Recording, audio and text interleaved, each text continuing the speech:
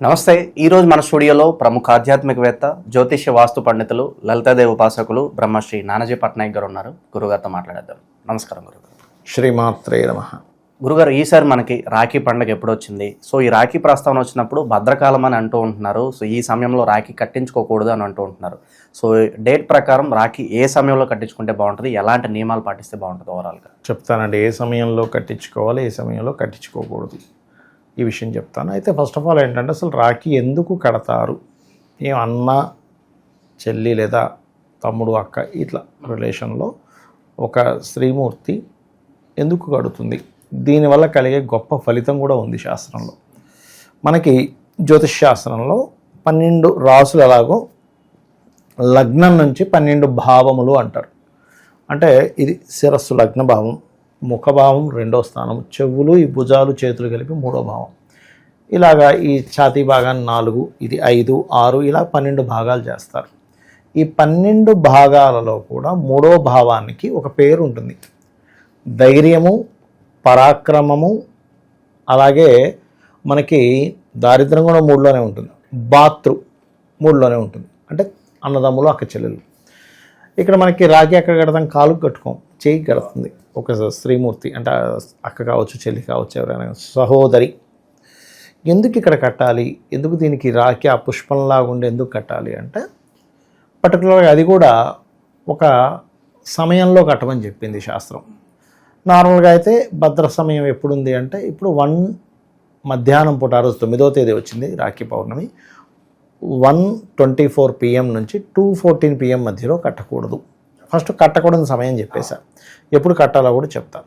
అయితే అసలు first of all ఈ రాఖీ కట్టడం వల్ల కలిగే ఫలితాలు ఏమిటి అంటే, ఒకటి, కట్టినటువంటి చెల్లికి ఒక రిలేషన్ అనేటువంటిది బలపడుతుంది వాళ్ళిద్దరి మధ్యని. రెండవది ఏంటంటే, దీన్ని దారిద్ర స్థానం అని కూడా అన్నాను చూసారు, 3వ స్థానాన్ని. మీరు జ్యోతిష్శాస్త్ర పుస్తకాల్లోకి వెళ్ళి పరాశర సంహిత వీటిలో చదివితే కనుక 3వ స్థానం ఏంటంటే దారిద్ర స్థానం అని ఉంటుంది. దారిద్రము, బాతృవు ఇవన్నీ చెప్తూ ఉంటారు. అయితే ఇక్కడ ఎవరైతే సిస్టర్ ఉందో ఆవిడ కనుక ఒక మంచి సమయంలో ఆ రోజు పర్టికులర్గా 11 నుంచి 12:30 మధ్యలో కట్టుకుంటే చాలా మంచిది.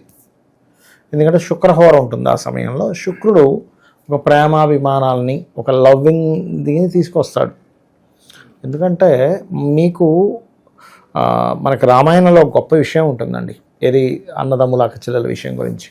ఒకసారి ఏమవుతుందంటే, రావణాసురుడితో యుద్ధం చేసేటువంటి క్రమంలో మేఘనాథుడు ఒక సర్ప సంబంధించినటువంటి ఒక అస్త్రాన్ని వదిలినప్పుడు లక్ష్మణస్వామి మూర్ఛపోతాడు. అప్పుడు రామచంద్రమూర్తి కన్నీళ్లు కారుస్తాడు. ఎందుకు ఇంత బాధపడుతున్నాడు రామచంద్రమూర్తి? అంత ప్రజ్ఞుడు కదా, అసలు గొప్ప ఇది కదా అని అందరూ ఆశ్చర్యపోతుంటారు. అప్పుడు ఒక మాట చెప్తాడు శ్రీరామచంద్రమూర్తి, భార్య చనిపోతే ఇంకో పెళ్లి చేసుకోవచ్చు, స్కోప్ ఉంది. పిల్లలు చనిపోతే మళ్ళీ భార్యతో సంహారం చేసి మనం సంసారం ద్వారా ఇంకొక సంతానాన్ని పొందవచ్చు. స్నేహితుడు పోతే ఇంకో స్నేహితుని మనం సంపాదించుకోవచ్చు. కానీ అన్నదమ్ముడు రాడు, ఎందుకంటే తల్లిదండ్రుల ద్వారా వచ్చినటువంటిది అని విలపిస్తూ ఉంటాడు. అక్కడ గొప్ప సన్నివేశం అంటే, రామాయణ మహాభారతాలు ఎందుకు చదవాలంటే, అసలు ఇవాళ రేపు చూడండి, అసలు సఖ్యత ఉండట్లే అన్నదమ్ముల మధ్యనే. అంటే ఎంత సఖ్యత ఉండాలి అని చెప్పేది. ఇంకోటి ఏంటంటే, ఎప్పుడైనా అన్నదమ్ములు చూడండి, కొంతమందికి ఏమిటండి మా అన్నయ్య అన్నీ ఇలా చేస్తుంటాడు, నాది లాగేసుకుంటున్నాడు అని కొంతమంది, లేకపోతే మా తమ్ముడు నేను పెట్టాల్సి వస్తుందని కొంతమంది అనుకుంటూ ఉన్నప్పుడు, అది వాళ్ళకు రుణపడి ఉంటారండి ఇది ఒకరికొకరు. ఆ రుణం తీరిపోగానే మళ్ళీ వీళ్ళతో ఉండరాలు, లేదా పూర్వజన్మల్లో తమ్ముడితో గొడవ కంటిన్యూ అవుతుంటుంది ఈ జన్మలో, లేదా ఒక యోగం కంటిన్యూ అవుతుంటుంది. అలా ఈ దారిద్ర స్థానానికి ఎప్పుడైతే ఆ శ్రీమూర్తి కడుతుందో, చక్కగా హారతి ఇచ్చి ఒక స్వీట్ తినిపించి కట్టినప్పుడు ఆ అమ్మాయికి రక్షణ లభిస్తుంది, వీడికి దారిద్ర్యం తొలగుతుంది. శుక్రుడు శ్రీకారకుడు అంటే శుక్రుడు, శుక్రహోరలో అమ్మాయి కడుతుంది, వీడికి శుక్ర సంబంధించినటువంటివి యాక్టివ్ అవుతాయి, అంటే దారిద్ర్యం తగ్గుతుంది. శుక్రుడు కారణం ఏంటంటే, శుక్రుడు ధనానికి, అదేవిధంగా భోగాలకి, కంఫర్ట్స్కి, లగ్జరీకి శుక్రుడు కారకుడు.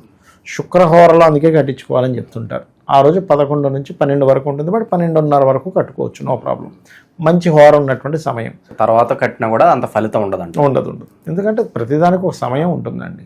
మీకు ఎందుకు హోరా సంబంధించిన జ్ఞానం కనుక మీరు తెలుసుకుంటే ఒక హోటల్కి వెళ్ళి శని హోరలో వెళ్ళి తిని చూడండి, ఏంటి ఫుడ్ ఇలా తెచ్చాడు, ఇంత ఎప్పుడు ఇలా ఉండదే అనిపిస్తుంది. తిన్న సాటిస్ఫాక్షన్ కూడా ఉండదు. శుక్రహోరలో వెళ్ళి తిని చూడండి, శుక్ర గురుహోరలో అబ్బా ఎంత స్పైసీగా ఉందో అంటాం. కుజహోరలో వెళ్ళి తిని చూడండి, ఆ కారం కారంగా ఉంటుంది. లేకపోతే ఫాస్ట్గా చంద్రహోరలో వెళ్ళి చూడండి, ఫాస్ట్గా తెచ్చేస్తాడు. అది చాలా డిఫరెన్స్ ఉంటుందండి ఆ 7 హోరలకి. హోరా విజ్ఞానం జస్ట్ హోరా పట్టుకొని జాతకం కూడా చెప్తారు. ఇక చాలామంది ఇక రాఖీ అంటే కేవలము ఇప్పుడు అక్క తమ్ముళ్ళు లేకపోతే అన్న చెల్లెళ్ళు వీళ్ళు మాత్రమే కట్టుకోవాలా, లేదంటే ఎఫెక్షన్స్ ఉన్న వాళ్ళు ఎవరైనా కట్టుకోవచ్చా, లేకపోతే ఏంటిది ఎలా అంటే మనకి భాతృభావం ఉంది అంటే సహోదరిగా భావిస్తున్నాను అన్నప్పుడు కట్టుకోవచ్చు. నాకు చాలామంది బయట వాళ్ళు కూడా మిమ్మల్ని చూస్తే అన్నయ్య అనిపిస్తుందండి అని కట్టుతారు. నేను కూడా చెల్లెమ్మ అని పిలిస్తే వాళ్ళు కూడా కడుతుంటారు. నాకు సొంత హక్కు ఉంది, మాకు ఆవిడ కడుతుంది, బట్ చెప్తున్నా. అయితే కొంతమంది తెలియక ఏం చేస్తారంటే ఇక్కడ ఒక మంచి ఇది అడిగారు. నేను చాలా ఇళ్ళలో చూసా, వాళ్ళకి 2 ఆడపిల్ల మగపిల్లడు ఉంటే అమ్మాయితో కట్టించేది, సారీ ఆడపిల్ల మగపిల్ల కాదు, అత్త కూతురు ఇలా వాళ్ళ ఇంట్లో ఒకే దగ్గర ఉన్నప్పుడు వాళ్ళతో కట్టించేస్తారు తెలియక. ఏమ్మా అట్లా కట్టిస్తారు అమ్మా, అది సహోదరి, వీళ్ళు కట్టుకోవాల్సింది, సహోదరుడు కట్టుకోవాల్సిందని చెప్పాను నేను చాలామందికి. వాళ్ళకి అన్నా చెల్లెళ్ళ బంధం ఎలా చేస్తాం, బావ మరదలకి కొంతమంది తెలియక చిన్నపిల్లలు ఏదో సరదా కట్టేసుకుంటారులే అనుకుంటాం. అక్కడ ఏమవుతుందంటే వాళ్ళకి మైండ్లో వాళ్ళ బావ కడుతున్నా అనే ఫీలింగ్ ఉండదు, సహోదరుడు అనే ఫీలింగ్ వస్తుంది. సహోదరుడు ఈజ్ కంప్లీట్ డిఫరెంట్, బావమరిది ఈ వరస ఈజ్ డిఫరెంట్. ఇది తెలియక కట్టించేవారు. కట్టిస్తే నేను ఏంటిది ఇది అట్లా చేయకూడదమ్మా, అది తప్పది. మీరు బయట వాళ్ళు ఎవరైనా మీకు సహోదరుగా అనిపించింది, సహోదరిగా అనిపిస్తే కట్టించుకోవడం వేరు, కానీ వరుసకి ఇలా అయినప్పుడు కట్టుకోకూడదు. ఎలా అయితే అనాజల్లు పెళ్లి చేసుకుంటే ఎంత దోషమో ఇది కూడా అదే. స్నేహభావంగా ఫ్రెండ్షిప్ డే రోజు ఫ్రెండ్షిప్ బ్యాండ్ వేసుకోవడం వేరు, ఒక ఫ్రెండ్ అని ఫీలింగ్తో. కానీ ఇది అలా కాదు కదా, సహోదరి అన్నప్పుడే చేసుకోవాలి ఇది. సో రాఖీ కట్టిన తర్వాత గురుగారు సాధారణంగా కొంత డబ్బో ఏదో బహుమతి ఇస్తూ ఉంటారు. శాస్త్రం ఏం చెప్తుంది? శాస్త్రం ప్రకారం చెల్లికి కానీ అక్కకి కానీ ఏది ఇస్తే బాగుంటుంది అంటారు, బహుమతిగా లేదంటే ఏదన్నా గుర్తుగా? చాలా మంచి ప్రశ్న వేశారండి. ఎప్పుడూ కూడా చెల్లె దగ్గర నుంచి కానీ అక్క దగ్గర నుంచి కానీ ఏమీ తీసుకోకూడదని చెప్తుంది శాస్త్రం. మనం ఇవ్వాలట వాళ్ళకి. చెడి చెల్లెలింటికి వెళ్ళకూడదు అంటారు, సామెత తెలుసు కదా మీకు. చెడి చెల్లెలింటికి వెళ్ళకూడదు అంటే మీకు ఎన్ని కష్టాలు వచ్చినా చెల్లెలింటికి వెళ్ళకూడదు అంటారు. అలాగే తెలియక చాలామంది ఇవాళ రేపు చూడండి ల్యాండ్స్ ఉంటాయి, ఏంది తనకి ఇచ్చేది, తనకు ఆల్రెడీ పెళ్ళప్పుడు చేసేసాంగా, బాధ్యతలు తీరిపోయింది కదా, ఇవ్వాల్సిన పని లేదు. నువ్వు ప్రేమతో ఇస్తే ఇవ్వు, అందుకని ఇవ్వాల్సిన పని లేదని మాత్రం అనుకోకు. ఎందుకంటే ఒక ఆడపిల్ల కనుక ఎందుకు ఇస్తారో చెప్తాను నేను మీకు. ఒక ఆడపిల్ల ఆనందపడితే ఆ ఇంట్లో లక్ష్మీదేవి తాండవం వాడుతుంది. ఒక కూతురు కనుక బాధపడితే అక్కడ లక్ష్మీదేవి ఉండదు అంటారు. అందుకని యాక్చువల్గా ఏ అన్నైనా ఏ చెల్లికైనా అన్నకక్కైనా ఇవ్వాలి, వాళ్ళ నుంచి పొరపాటు కూడా తీసుకోకూడదు. సో ఎలాంటి బహుమతి ఇస్తే బాగుంటుంది అంటారు? ఇప్పుడు రాఖీ కట్టిన సాధారణంగా డబ్బులు ఇస్తూ ఉంటారు చాలా వరకు. అవునండి. ఏది ఇస్తే బాగుంటుంది అంటారు? నన్ను అడిగితే ఒకటండి, ఇక్కడ ఏంటంటే వాళ్ళకి డబ్బులకి ఇబ్బంది ఉందనుకోండి చెల్లికి అక్కకు, అప్పుడు మీరు డబ్బే ఇవ్వాలి వాళ్ళకి అవసరం నీడ్ బట్టి. ఇప్పుడు లేదండి అమ్మాయి ఏదో చదువుతుంది, బుక్స్ తీసుకెళ్ళివ్వండి, తప్పే ఉంది. అయితే డబ్బుతో అన్నీ కొనుక్కుంటారు కాబట్టి వాళ్ళ నీడ్ ఏది ఉందో మనకు తెలియదు కాబట్టి ఒక డబ్బులు ఇస్తారు. డబ్బులు ఆల్రెడీ ఉన్న వాళ్ళు డబ్బులు ఇవ్వరు, వాళ్ళు ఒక గిఫ్ట్ ఇస్తారు, ఒక డ్రెస్ అనో లేకపోతే సంథింగ్. కొంతమంది నేను చూసా సంథింగ్ వాళ్ళకి చాలా మంచి మంచి జ్యువెలరీస్ ఇచ్చిన వాళ్ళు కూడా ఉన్నారు, బాగా సంపన్న పరులు. సో వాళ్ళ తాహత్తును బట్టి వాళ్ళకు ఉన్నటువంటి నీడ్ని బట్టి ఇవ్వడం ముఖ్యం. ఓకే, రాఖీ పౌర్ణమి గురించి ఎన్నో అద్భుతమైన విషయాలు తెలియజేశారు గురుగారు, ధన్యవాదాలు. శ్రీమాత్రే నమః.